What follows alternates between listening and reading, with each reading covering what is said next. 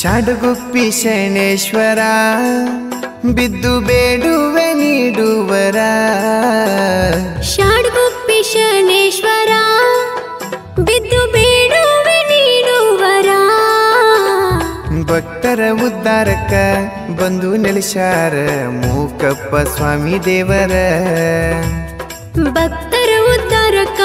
ಬಂದು ನಿಲ್ಸಾರ ಮೂಕಪ್ಪ ಸ್ವಾಮಿ ದೇವರ ಶಂಭವಿ ಹರ ಹರ ಮಾದೇವ ಎಂದು ನುಡಿಯೋ ಬಾಯಾಗ ಸ್ವಾಮಿನ ಸ್ಮರಸೀರ ಕಂಟಕ ಕಳಿತಾನ ಭವದೊಳಗ